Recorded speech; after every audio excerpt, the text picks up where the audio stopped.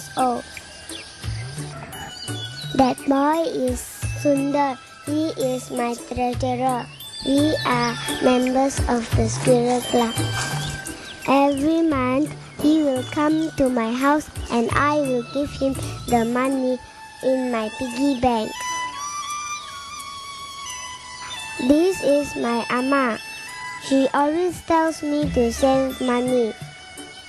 Every time Sundar comes to my house, my Amma will also give me some extra money so that my savings will become big very fast.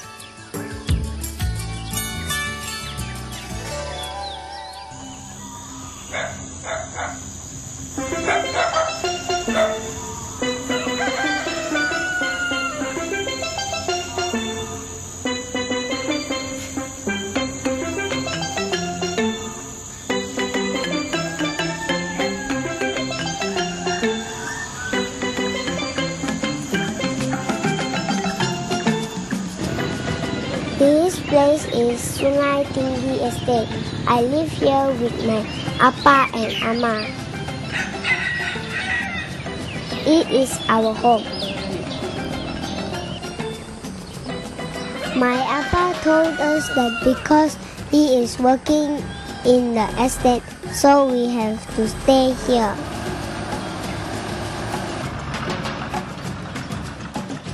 All my friends' parents are also working in this estate. They all work in the rubber and palm oil plantation and also in the factories here. When I was young, I went to the kindergarten in the estate. Now I am studying in the primary school year 2.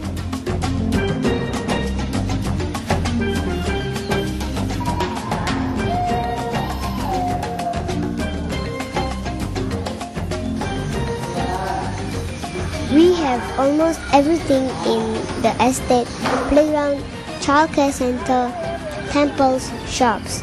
So we do not go to the town a lot.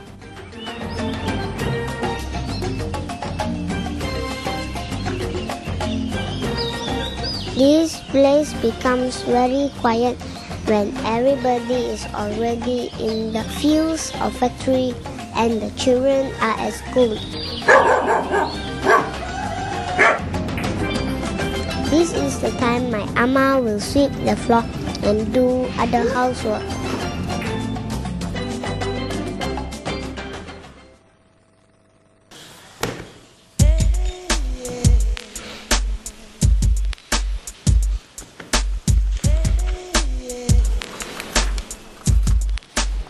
I have known Sushila for a long time. We are both members of the cooperative. Sushila is a good and reliable contributor. Her total savings is more than 3,000. But during the whole time when she was a member, she has taken small loans. The total is about 25,000. Imagine 3,000 savings and 25,000 loan. Actually, the loans I have taken is not only for myself or for my family, but for my friends who have financial burdens. Where else can poor people like us get a loan, and the interest rate is only 1% on a sliding basis?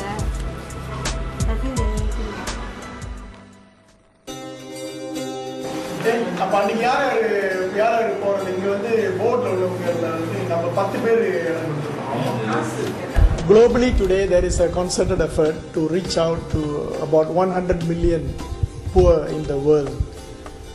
But we in the credit union started this microfinance project more than 20 years ago, where we began to organize the poor into the credit unions, where they are given opportunity to save and create a community fund, and through the community fund they provide microcredit loans. And in Malaysia, we have organized the plantation workers, the squatter communities, and the indigenous people.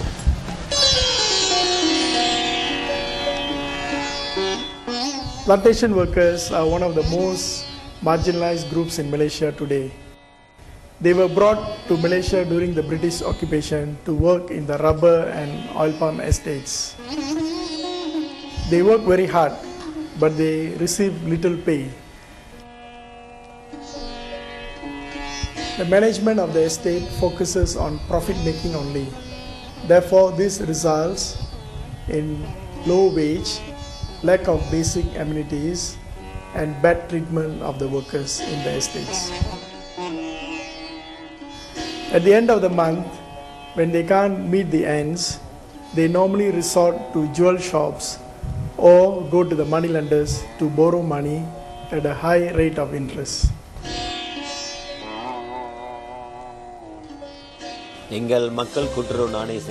members of the credit cooperative around Sungai Tinggi area have saved $122,398.58, and they too have borrowed $58,589.55 for various needs.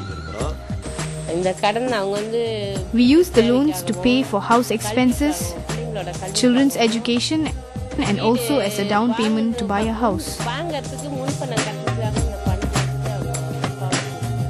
The cooperative also conducted various training programs such as leadership skills, decision making, and also solving community issues. The men, women, youth and children in the community should come forward to help each other. This is the true spirit of cooperation, and that is what we are trying to achieve in our society.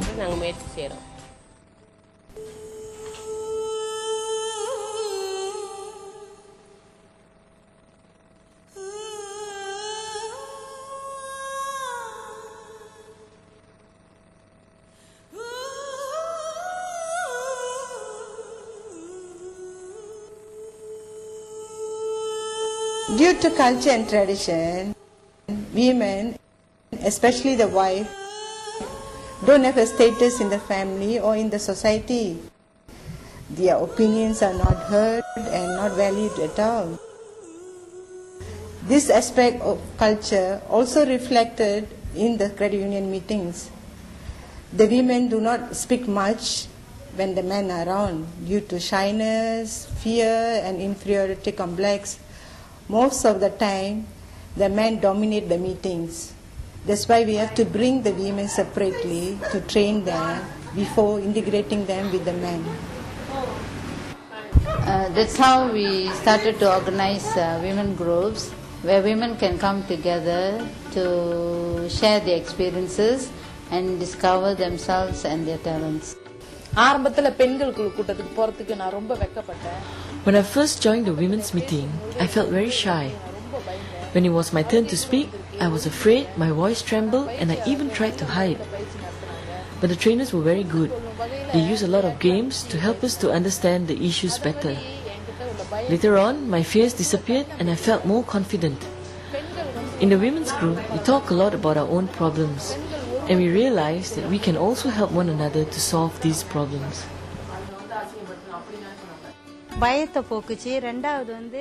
My sense of fear and low self-esteem has disappeared. Now I can do things with confidence. I never thought I would be able to drive a van or a motorcycle, but now I can, and it's all because of the training.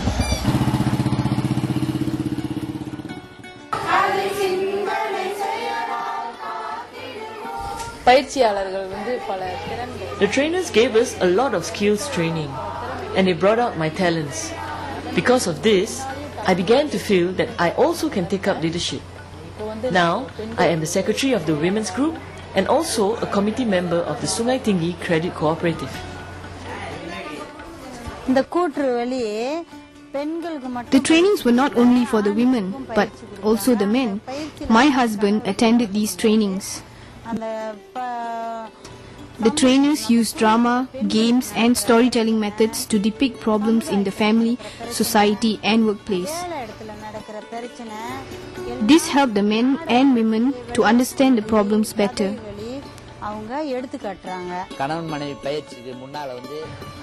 Before I attended the husband and wife relationship training, I did not bother to listen to my wife and treated her like a servant. After the training, only then I began to realize and began to respect her and help her in her housework. Now we make the family budget together, and my wife and me sit with the children to listen and solve their problems.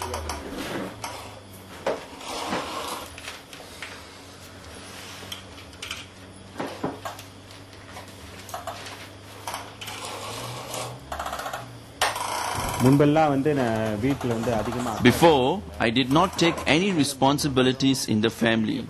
After returning home, I would watch TV, and when my wife approached me to talk about family matters, I don't pay her any attention. If there are any problems in the house or with the children, I will ask my wife to solve them. I leave all the responsibilities to my wife. But after I went through the training, I realized that when husband and wife work together, that's a family. The training has changed my life. Now, I help my wife in everything she does, and we discuss and solve problems together. I now pay attention to my children's education. The training has helped me to be a good man, a good father, and a good husband.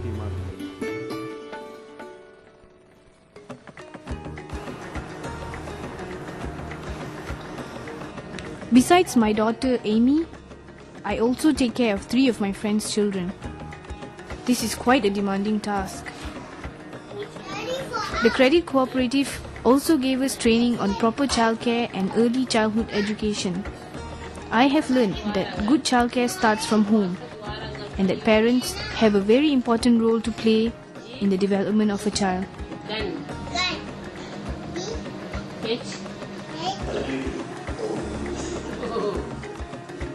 I too have also learned that a man's role is not only to see to the child's financial needs, but also to share in the other aspects of childcare.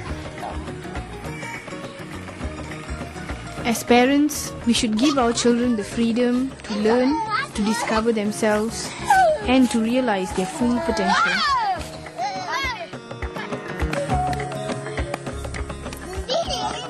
I suppose what we are doing in our community is like making a sand hill. The more sand we pile up on the hill, the bigger and higher it will be. And perhaps one day it will turn into a mountain.